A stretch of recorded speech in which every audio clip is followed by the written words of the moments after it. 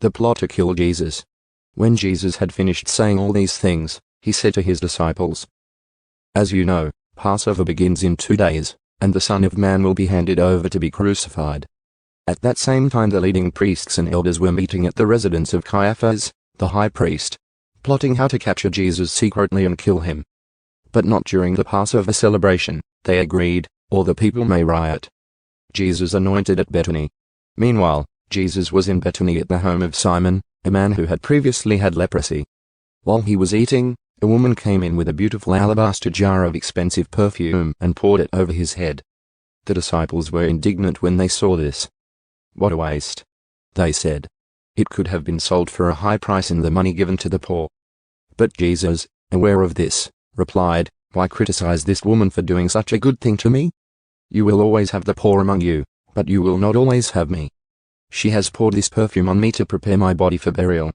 I tell you the truth, wherever the good news is preached throughout the world, this woman's deed will be remembered and discussed." Judas agrees to betray Jesus. Then Judas Iscariot, one of the 12 disciples, went to the leading priests and asked, "How much will you pay me to betray Jesus to you?" And they gave him 30 pieces of silver. From that time on, Judas began looking for an opportunity to betray Jesus. The Last Supper. On the first day of the festival of unleavened bread, the disciples came to Jesus and asked, "Where do you want us to prepare the Passover meal for you?" "As you go into the city," he told them, "you will see a certain man. Tell him, the teacher says, 'My time has come, and I will eat the Passover meal with my disciples at your house.'" So the disciples did as Jesus told them and prepared the Passover meal there. When it was evening, Jesus sat down at the table with the 12. While they were eating, he said, "I tell you the truth, one of you will betray me." Greatly distressed, each one asked in turn, "Am I the one, Lord?" He replied, "One of you who has just eaten from this bowl with me will betray me. For the Son of Man must die, as the Scriptures declared long ago. But how terrible it will be for the one who betrays him. It would be far better for that man if he had never been born." Judas, the one who would betray him, also asked, "Rabbi, am I the one?" And Jesus told him, "You have said it." As they were eating, Jesus took some bread and blessed it. Then he broke it in pieces and gave it to the disciples, saying, "Take this and eat it, for this is my body." And he took a cup of wine and gave thanks to God for it. He gave it to them and said, "Each of you drink from it, for this is my blood, which confirms the covenant between God and his people. It is poured out as a sacrifice to forgive the sins of many. Mark my words, I will not drink wine again until the day I drink it new with you in my Father's kingdom." Then they sang a hymn and went down to the Mount of Olives.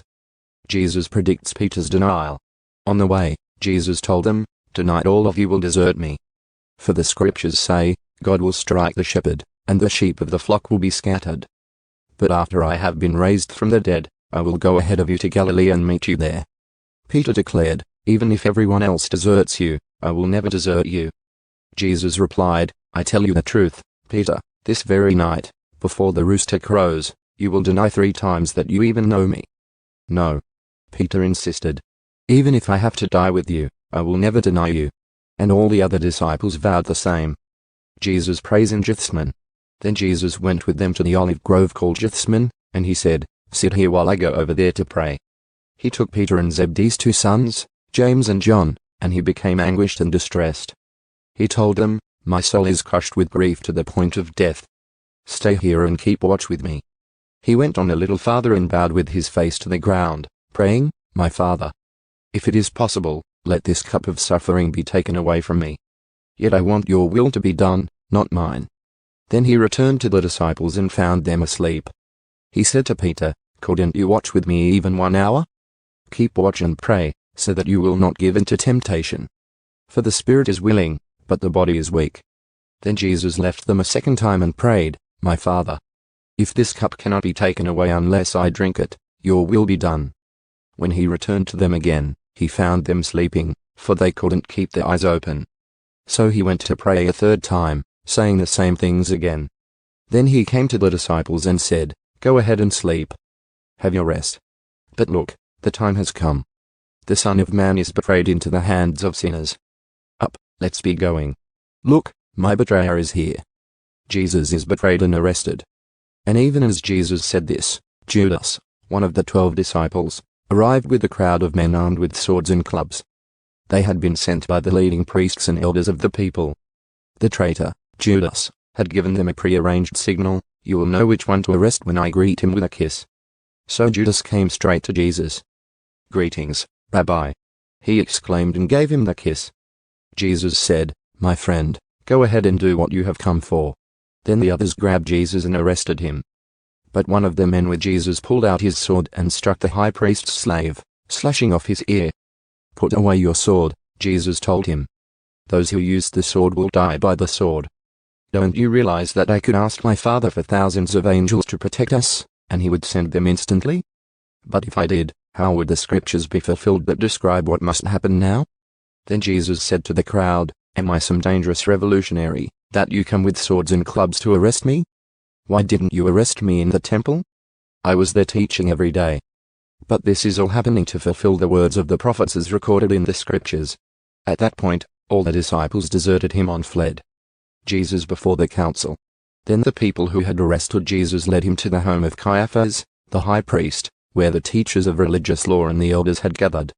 Meanwhile, Peter followed him at a distance and came to the high priest's courtyard. He went in and sat with the guards and waited to see how it would all end.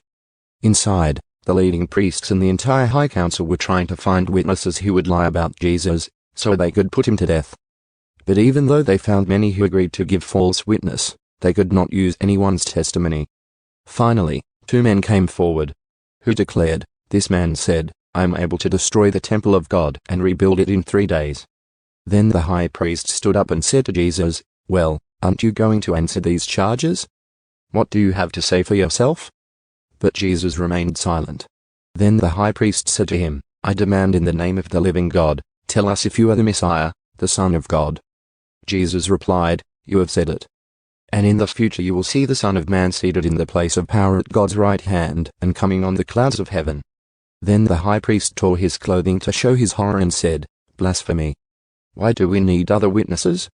You have all heard his blasphemy. What is your verdict?" "Guilty," they shouted. "He deserves to die." Then they began to spit in Jesus' face and beat him with their fists. And some slapped him, jeering, "Prophesy to us, you Messiah. Who hit you that time?" Peter denies Jesus. Meanwhile, Peter was sitting outside in the courtyard. A servant girl came over and said to him, "You were one of those with Jesus the Galilean." But Peter denied it in front of everyone.